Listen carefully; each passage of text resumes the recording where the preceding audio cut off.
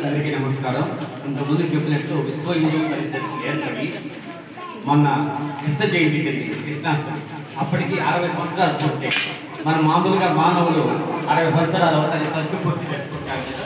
అదేవిధంగా విశ్వ హిందూ పరిషత్ ఏర్పడి 60 సంవత్సరాలు పూర్తి చేసిన సందర్భంగా మన ప్రపంచమంతా కూడా విశ్వ హిందూ పరిషత్ వాళ్ళు చాలా కార్యక్రమాలు దిగ్విజయంగా చేస్తారు. మన చిత్తూరులో కూడా మనకి ఈ మధ్యనే ఆ రోజు సాయంత్రం జరిగిందనమాట. చాలా మంది తెలిసి ఉంటుంది. అసలు విశ్వ హిందూ పరిషత్ ఎందుకు ఏర్పడిందంటే సనాతన హైందవ ధర్మాన్ని కాపాడడానికి.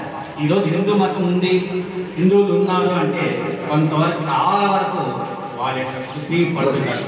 60 సంవత్సరాల క్రితం అనేక మంది మఠాధిపతులు, పీఠాధిపతులు, అనేక మంది పెద్దలు కూర్చొని చర్చించి మన హైందవ ధర్మాన్ని నాశనం కాకుండా కాపాడాలి, దాని 10 కాలాలు చల్లగా ఉంచాలనేసి మనము ఈ విశ్వ హిందూ పరిషత్ ఏర్పడింది.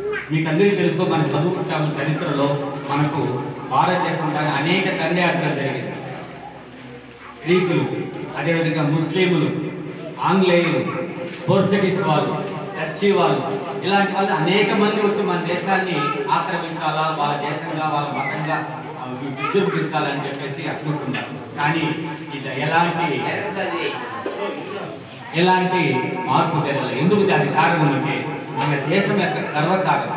మన దేశంలో వేద భూమి, పుణ్యభూమి, కర్మభూమి, మర్మభూమి, యోగ భూమి, ఋషిపీఠాలు ఇట్లాంటి అనేక మన దేశంలో ఉంది. కాబట్టి మన దేశ గొప్పతనం ఇప్పటికీ చెక్కు చెదరలేదు.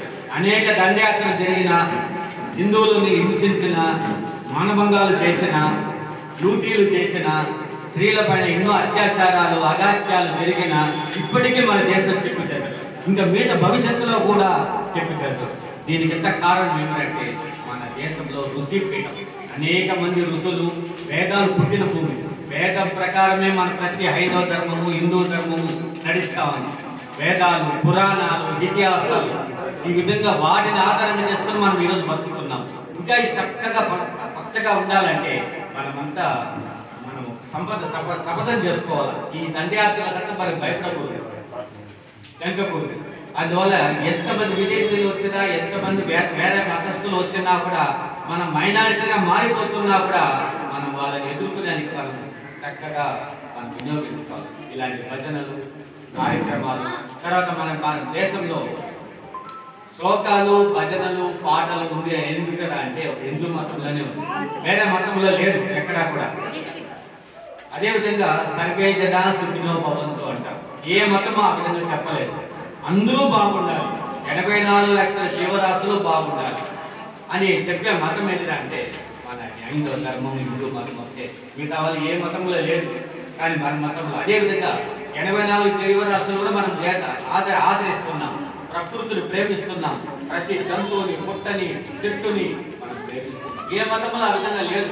మీకు చాలా మంది తెలుసు, మనం వేప చెట్టును పూజిస్తాం, నాగదేవతలను పూజిస్తాం, పక్షులు పూజిస్తాము, చిలుకని ఆరాధిస్తాము, చిలుక రామచిలుక అంటాము. ఆ విధంగా అంత హైందవ ధర్మం ఉండేటువంటి మతం మంది. అందువల్ల మన మతాన్ని మనం కాపాడుకోవాలా.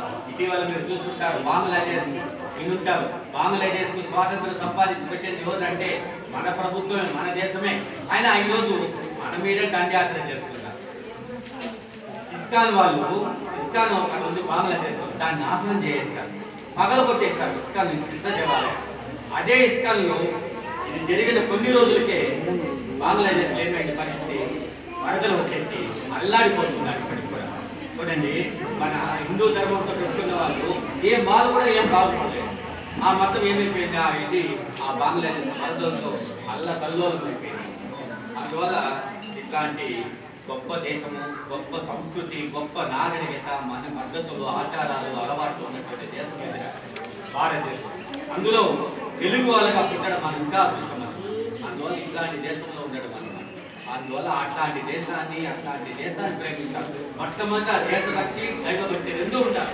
పిల్లలు మనం చెప్పడం ఏమిటంటే దైవభక్తిని కలిగి ఉండండి, దేశభక్తిని కలిగి ఉండండి, మన దేశాన్ని మనం రక్షించుకోవాలి. చాలా మంది ముందు కాలంలో పెద్ద పెద్ద కుటుంబాలు, ఉమ్మడి కుటుంబాలు ఉండేవి.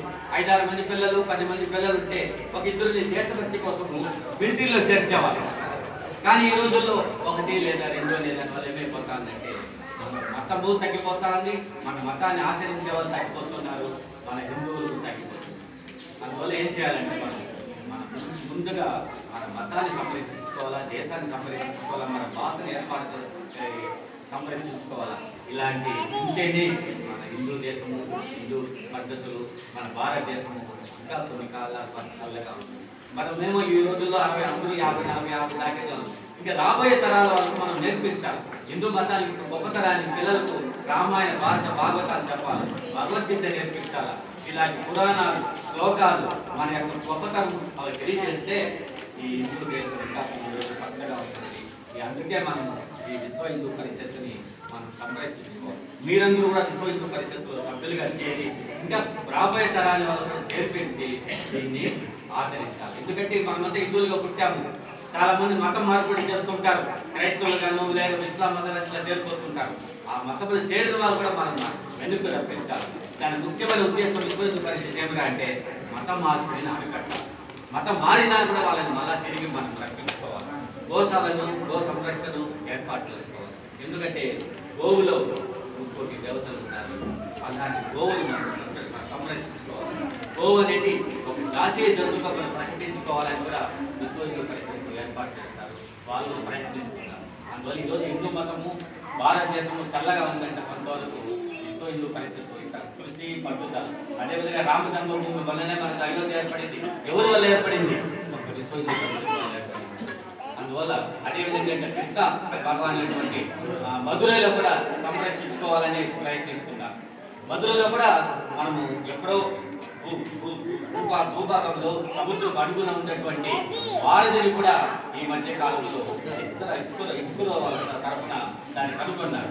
దాని కూడా మధురైలో కూడా ఉంటుంది దేవాలయాన్ని ఏర్పాటు చేయాలని చెప్పేసి విశ్వ హిందూ పరిషత్ చక్కగా ఏర్పాటు చేస్తూ ఉంది.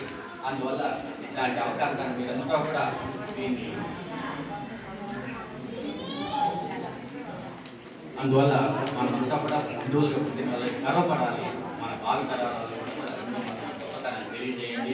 విశ్వ హిందూ పరిషత్ సభ్యులుగా చేరండి. ఇందరితో ఉపన్యాసాలు అందరూ కూడా జై శ్రీరామ్, జై శ్రీరామ్, జై శ్రీరామ్, జై శ్రీరామ్. ఆయన చెప్పింది ఏంటంటే నాన్న, ఇప్పుడు మనకు మన మతంలో ఉండే బలం చాలా గొప్పది, మన మతానికి ఉండే